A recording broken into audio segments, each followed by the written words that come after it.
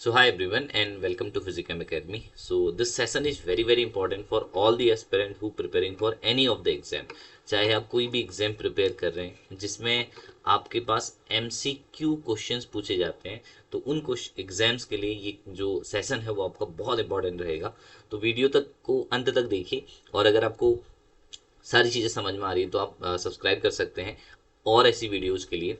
तो आज हम डिस्कस कर रहे हैं कि हाउ टू सॉल्व, यानी कि जो ट्रिक्स होती है ना, ट्रिक टू सॉल्व एमसीक्यू।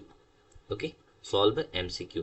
तो एमसीक्यू को सॉल्व करने की देखिए कुछ बेसिक ट्रिक होती है। मैंने इसके पे ऑलरेडी क्लासेस ले ली है और ये एक इंपॉर्टेंट सेशन रहता है जब भी मैं ट्रिक्स आपको साथ डिस्कस कर रहा होता हूँ।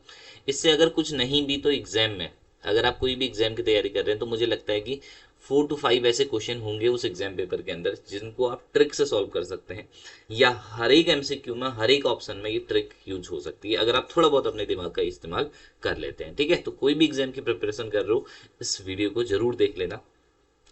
देखिए कुछ रूल्स मैं आपको बता रहा हूँ किस तरीके से आपको एमसीक्यू को अप्रोच करना है, किस तरीके से सॉल्व करना है। सबसे पहले रूल है 1 कि अगर किसी ऑप्शन में मान लीजिए कोई एमसीक्यू, मैं इसका लाइव एग्जांपल भी दूंगा आपको। आईआईटी जेम का 2021 का क्वेश्चन पेपर मैं सॉल्व करके दिखाऊंगा एमसीक्यू इसी कंसेप्ट के हिसाब से। ठीक है, तो रूल नंबर 1 ये कहता है कि अगर किसी ऑप्शन में if any option, okay, if any option you having, कोई भी अगर आपके पास ऑप्शन है और वो ऑप्शन क्या कैरी कर रहा है, दो चीजें कैरी कर रहा है। देखिए पहला, अगर वो all of the above carry कर रहा है, ऑल ऑफ अबव, किसी ऑप्शन में ऑल ऑफ अबव ऑप्शन है या किसी ऑप्शन में नन ऑफ दीज ऑप्शन है। ठीक है, तो ऑल ऑफ द अबव जो ऑप्शन है उसके करेक्ट होने की जो प्रोबेबिलिटी है वो मैक्सिमम रहेगी एवरी टाइम, जबकि इस ऑप्शन के करेक्ट होने की प्रोबेबिलिटी मिनिमम रहेगी। मान लीजिए अगर आपके पास ऑप्शन ए में कुछ दिया हुआ है ना, 2 दिया हुआ है, ऑप्शन बी में 3 दिया हुआ है, ऑप्शन 4 में सी दिया है, चाहे कुछ स्टेटमेंट दिए हुए हैं। ठीक है, इसी तरीके से एक ऑप्शन आपको दिया हुआ है, option D, all of the above, all of above. तो ज्यादातर आप क्या कर सकते हैं, अगर आपको ये क्वेश्चन नहीं अप्रोच हो रहा है सही तरीके से, नहीं सॉल्व कर पा रहे हैं, तो मैं आपको सजेस्ट करूंगा कि ऑल ऑफ द अबव को टिक करिए। अगर इसी की जगह नन ऑफ द दीज होता तो वो ऑप्शन नहीं करेक्ट होगा, इसकी बहुत ज्यादा पॉसिबिलिटी रहेगी। Okay, is that clear? See, rule number 2 आपके पास है। Rule number 2 again I am telling to you. First rule I think every one of you understood कि if any question contain all of the above, it definitely यहाँ पे possibility है कि सही होगा, और none of the these option की possibility होना बहुत कम है। सेकेंड ऑप्शन के बारे में बात करते हैं, सेकेंड रूल के बारे में बात करते हैं। एक्सट्रीम नंबर अगर हो, extreme number in option, okay, किसी ऑप्शन में अगर एक्सट्रीम नंबर हो, ठीक है, नेवर करेक्ट। एक्सट्रीम नंबर कभी भी करेक्ट नहीं होंगे किसी भी ऑप्शन में। जैसे कोई ए ऑप्शन है 2, बी सी है, ठीक है, और यहाँ पे 300 है और डी में -200 है। तो देखिए ये दो ऑप्शन जो दिख रहे हैं आपको, एक्सट्रीम लेफ्ट और एक्सट्रीम राइट के ऑप्शन है, यानी कि ये बहुत लेफ्ट में है, ये बहुत राइट में है। तो ऑप्शन ज्यादातर जो करेक्ट आंसर होगा वो 2 और 3 के बीच में ही होगा, ये मैं आपको गारंटी के साथ कह सकता हूँ। तो एक्सट्रीम आंसर के सही होने की जो प्रोबेबिलिटी है माय डियर स्टूडेंट, वो बहुत लीस्ट होती है। Make sure you should remember this. Okay, आगे चलें। अगर आगे बात करें रूल नंबर 3 की, कुछ रूल बता रहा हूं और फिर उनके यूजेस समझाऊंगा। देखिए रूल नंबर 3 की ओर आते हैं। अगर किसी ऑप्शन में, है ना, if two option are very close, if two option, okay, are very close, किसी क्वेश्चन में दो ऑप्शन बहुत क्लोज हो, ठीक है, वन ऑफ देम करेक्ट होगा।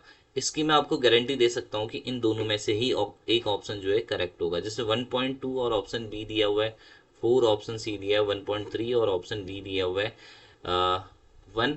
तो ऑप्शन की जो सही होने की प्रोबेबिलिटी है, या ऑप्शन जो सही होगा है, वो ए और सी में से ही एक होगा, क्योंकि जो नियर बाय ऑप्शंस होते हैं हमेशा उनके करेक्ट होने की जो प्रोबेबिलिटी होती है वो मैक्सिमम होती है। ओके, रूल नंबर 4 पे आ जाते हैं। What is the rule number 4? See, okay, whenever you doing a question, physics के अगर आप छात्र हो, है ना, तो ऑलवेज चेक डायमेंशन। किसी भी ऑप्शन में डायमेंशन को चेक कर लेना। अगर आप कोई ऑप्शन तुक्के से मार रहे हो तो ये चेक कर लेना जो आंसर पूछ रहा है क्या वो ऑप्शन डायमेंशनली उस ऑप्शन को सेटिस्फाई कर रहा है। मान लो आपको ऑप्शन में वेवलेंथ के बारे में पूछ रहा है, तो ऑप्शन में चेक कर लो जो भी आप आंसर टिक कर रहे हो क्या उसमें वेवलेंथ डायमेंशन आ रही है उसकी। तो always check the dimension, it is also help you in guessing the correct option. Okay, so this is your rule number 4. Rule number 5 देखते हैं कि पांचवा नियम आपसे क्या कहता है कि किस तरीके से if two option are opposite to each other.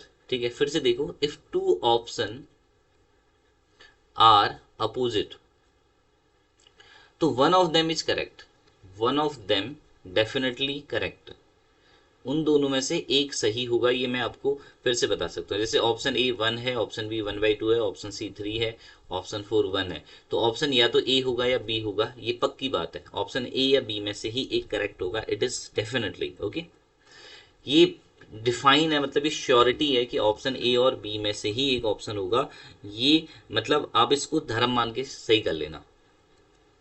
फिर एक ऑप्शन और समझाता हूं आपको. रूल नंबर 6 है, यहाँ पे लिख दे रहा हूं मैं. रूल नंबर 6 है, देखो, अगर दो ऑप्शन, ठीक है, अपोजिट है, जैसे अगर एक ऑप्शन में 2 होता, दूसरे में -2 होता, एक 3 होता, एक -1 होता, तो ऑप्शन इन दोनों में से ही ज्यादा सही होता. यानी कि दो ऑप्शन जो कि आपस में अपोजिट दिख रहे हैं, उन्हीं के सही होने की प्रोबेबिलिटी ज्यादा है एमसीक्यू क्वेश्चन में. ये एमसीक्यू का नियम है. ओके, रूल नंबर 6 की ऑप्शन कैरी 0. अगर किसी क्वेश्चन के ऑप्शन में 0 और 1, आइदर 1, ठीक है, 0 और 1 है, तो जैसे मान लीजिए ऑप्शन ए 1 है, ऑप्शन बी 2 है, ऑप्शन सी -2 है, ऑप्शन सी -3 है, ऑप्शन डी 4 है, तो इसमें से 1 सही होगा, इसकी ज़्यादा प्रोबेबिलिटी है. ये ऑप्शन अगर 0 होता तो ये सही होता, इसकी ज़्यादा प्रोबेबिलिटी है. बट सारे नियमों को आपको ध्यान रखना है. मान लीजिए 2 और -2 होता तो 2 और -2 में से ज़्यादा प्रोबेबिलिटी थी कि ऑप्शन सही होता. Okay, so these are the 6 golden rule जो कि आपको बिल्कुल पकड़ के रखने हैं अगर आप एग्जाम में क्वेश्चंस को करना चाहते हैं, सॉल्व करना चाह रहे हैं. ठीक है, तो ये बहुत इंपॉर्टेंट है आपके लिए. जैसे मैं आपको क्वेश्चन बताता हूँ, देखिए ये आईआईटी जेईई में एक क्वेश्चन आया हुआ है कि e⁻ cos x का फंक्शन है, इसका एक्सपेंशन करना है. ऑप्शन ए 1/2 दे रखा है, ऑप्शन बी -e/2 दे रखा है, ऑप्शन सी जो है वो e/2 दे रखा है, और ऑप्शन डी जो दे रखा है वो 0 दे रखा है. तो देखिए पहले आपको कौन से रूल को ध्यान रखना है. पहले अगर दो ऑप्शन एक्सट्रीमली, 0 तो है इसमें, बट दो ऑप्शन अपोजिट है, तो आप इन दोनों में से ही करेक्ट होंगे. 0 को अप्रोच लास्ट में करना है आपको. ठीक है, 0 और 1 को लास्ट में अप्रोच करना है. तो ऑप्शन के सही होने की प्रोबेबिलिटी, आंसर के सही होने की प्रोबेबिलिटी ये है, या तो बी होगा या सी होगा. और आप चेक करिए इस ऑप्शन, इसका आंसर जो है बी सही है. ठीक है, इसका आंसर बी सही है. अब देखिए यहाँ पे जो क्वेश्चन है इसमें सारे ऑप्शन डिफरेंट डिफरेंट है. ठीक है, जो क्वेश्चन नंबर 2 दिख रहा है हमें, उस क्वेश्चन में जो ऑप्शंस आपके पास दिए हुए हैं वो डिफरेंट डिफरेंट है. तो मैं डिफरेंट डिफरेंट ऑप्शन जब भी गिवन होते हैं वी नॉट गैस कि कौन सा सही होगा कौन सा नहीं होगा, क्योंकि डिफरेंट आंसर है, तो इसको हम गैस नहीं कर सकते. क्वेश्चन नंबर 3 देखते हैं. क्वेश्चन नंबर 3 में अगर आप देखो तो 1/√300, 2/√300, 1/300 और 300. तो या तो ऑप्शन ए सही होगा, ठीक है, इन दोनों में से एक सही होगा, या इन दोनों में से एक सही होगा. ठीक है, अगर, है ना, फिर ये यहाँ पे फिर से आपको, क्योंकि ए और बी अपोजिट है और सी और डी भी अपोजिट है, तो इसमें भी हम इस तरीके का गैस नहीं इस्तेमाल कर सकते हैं, ये भी ध्यान रखिए. ओके, अच्छा, जैसे इस वाले क्वेश्चन में देखो, क्वेश्चन नंबर 4 में देखो, क्वेश्चन 4 में हम गैस कर सकते हैं. देखो क्या कह रहा है, दो प्लेट है, अगर आपको तो एक भी ऑप्शन सही है, जैसे आपको पता है कि ये जो होता है ये कंडक्शन बैंड है, ये वैलेंस बैंड है, तो इन दोनों के बीच के बैंड गैप को एनर्जी बैंड गैप कहते हैं. तो फर्स्ट टर्म एनर्जी आएगा, मतलब वाई एक्सेस एनर्जी को रिप्रेजेंट करेगी. तो अगर आप इतना गैस कर पा रहे हो तो देखो ए में एनर्जी है और इसमें एनर्जी है, तो आपको डिफाइन करना पड़ेगा. ये दोनों तो नहीं होंगे, है ना, एनर्जी पहले तो नहीं आ रही है, वाई एक्सेस एनर्जी को रिप्रेजेंट कर रही है. अच्छा, एनर्जी को वाई एक्सेस रिप्रेजेंट कर रही है, तो ऑप्शन में वाई और एक्स दिया है. तो आप ये कह सकते हो कि पहला और तीसरा नहीं होगा, दूसरे और चौथे में से होगा. तो इसका ऑप्शन क्या हो जाएगा, दूसरा सही हो जाएगा. इसमें तो इंटेलिजेंट गैस करना था. ठीक है, इसमें इंटेलिजेंट गैस करना था, क्योंकि एनर्जी वाई को रिप्रेजेंट करेगी, ये ऑब्वियस पता होना चाहिए आपको. अच्छा, इस क्वेश्चन में देखो, ये जो आपको मोमेंट ऑफ इनर्शिया का जो क्वेश्चन दे रखा है, इसमें अगर देखें तो ऑप्शन दे रखे हैं 9 मैं ऑप्शन लिख दे रहा हूँ यहाँ पे. इसमें एक ऑप्शन दे रखा है 3/20 mr², ऑप्शन बी दे रखा है 9/10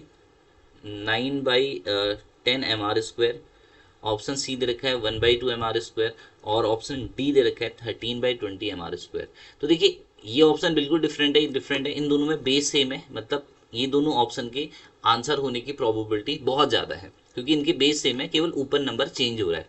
तो इसमें भी गैस मारा जा सकता है, या तो ए सही होगा या डी सही होगा। ठीक है, अगर मैं अपने रूल्स को याद करूं कि दो ऑप्शन सिमिलर टाइप के दिखते हैं तो इसमें से कौन सा सही है, इसका आंसर डी सही है। आप चेक कर सकते हैं कि ये डी सही है या नहीं है।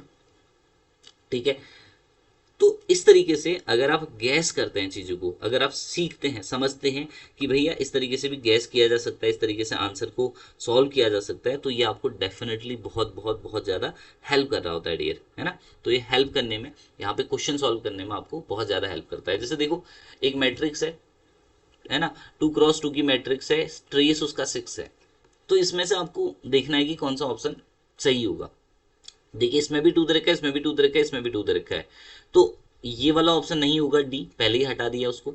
ठीक है, तो ए, बस इसमें -2 दे रखा है, तो ये भी ऑप्शन नहीं होगा, इसको भी हम हटा देते हैं, साइड कर देते हैं। तो अब ऑप्शन बचेगा ए, 2,4 और 2,6। देखो कॉमन है, सिमिलर ऑप्शन है, तो ट्रेस 6 दे रखा है ना। और फिर उसके बाद पूछ रहा है इस डिटर्मिनेंट इज 8, तो हमने सीधे सीधे टिक कर लिया। वैसे ये तो बहुत इजी क्वेश्चन है, बट अगर मैं ट्रिक से यूज करूं तो ट्रिक से भी इस क्वेश्चन का आंसर बहुत जल्दी से यहाँ पे दे सकता हूँ। ठीक है, तो इन बातों को थोड़ा सा ध्यान रखते हुए आपको चेक करना होता है। देखिए, इसमें आंसर सारे क्लोज दे रखे हैं, तो when ever the answer is very close, तो आप इस किसी भी ट्रिक का इस्तेमाल ना करें, ज़्यादा अच्छा रहेगा। उसके बाद ये वाला क्वेश्चन देखो, क्या इसमें कोई ट्रिक यूज कर सकते हैं। ठीक है, नेक्स्ट क्वेश्चन में क्या कोई ट्रिक यूज कर सकते हैं, आपको चेक करना पड़ेगा। देखिए, इसमें दे रखा है 1/a³, 2/1/a³, 4/a³, और लास्ट दे रखा है आई थिंक 2/a³, है ना। 1/a³, 4/a³, 2/a³ और रूट वाला, तो रूट तो नहीं होगा, ये तो हटा दो फ्रेम से। अब या तो ये होगा या ये होगा, ये सॉल्व होगा, तो इसमें से ऑप्शन ए करेक्ट है। बट इसमें से एलिमिनेशन, एक और रूल है कि आप हमेशा, अगर आप सही आंसर नहीं जानते किसी क्वेश्चन का, तो यूज द एलिमिनेशन मेथड और रिमूव द रॉन्ग आंसर, वो भी बहुत ज़्यादा यूज आता है। ठीक है, रिमूव द रॉन्ग आंसर, अगर आप रॉन्ग आंसर को रिमूव कर पा रहे हैं तो it is also help you. Okay, तो इन ट्रिक्स का इस्तेमाल करके बहुत सारे ऐसे क्वेश्चंस होते हैं जिनको आप इजीली क्या कर सकते हो भाई, सॉल्व कर सकते हो। बहुत सारे आपको क्वेश्चन मिलेंगे जिनको आप हर टाइम क्या कर पा रहे हो, सॉल्व कर पा रहे हो, या किसी भी क्वेश्चन में से 2 या मोर देन 2 ऑप्शन को एलिमिनेट कर पा रहे। तो अब आप अगर ट्रिक से भी जाएंगे तो ज़्यादा प्रोबेबिलिटी रहेगी कि आपका क्वेश्चन पेपर में जो अगर कोई तुक्का मार रहे हैं तो इस मेथड का अगर आप यूज करेंगे तो डेफिनेटली उसके सही होने की प्रोबेबिलिटी यहाँ से बढ़ जाएगी। Okay, so hope so this will help you again. और ये सारे रूल जो है वो याद रखिएगा। और अगर आपको वीडियो पसंद आए हैं तो लाइक करिए और चैनल को सब्सक्राइब कर सकते हैं ऐसी ही मोर इंटरेस्टिंग वीडियो।